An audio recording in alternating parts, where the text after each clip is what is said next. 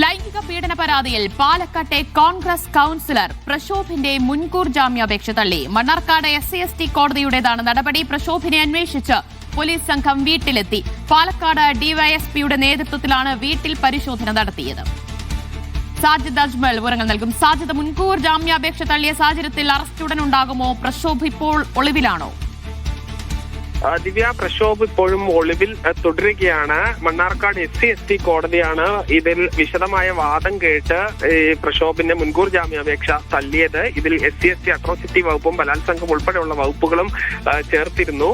നിലവിൽ ഈ പ്രക്ഷോഭ് ഒളിവിലാണ്. പ്രക്ഷോഭിന്റെ വീട്ടിൽ ഡിവൈഎസ്പിയുടെ നേതൃത്വത്തിലുള്ള സംഘം വന്ന് ഈ പരിശോധന നടത്തിയിട്ടുണ്ട്. എന്നാൽ പ്രക്ഷോഭിനെ കണ്ടെത്താൻ കഴിഞ്ഞിട്ടില്ല. ഈ പ്രക്ഷോഭിന് ആയി ഇനി ലുക്കൌട്ട് നോട്ടീസ് ഉൾപ്പെടെ ഉടൻ പുറപ്പെടുവിക്കുമെന്നാണ് നമ്മൾ അറിയാൻ കഴിയുന്നത്. ലൈംഗിക പീഡന പരാതിയിലാണ് ഇപ്പോൾ പ്രശോഭിന്റെ മുൻകൂർ ജാമ്യാപേക്ഷ കോടതി തള്ളിയിരിക്കുന്നത്.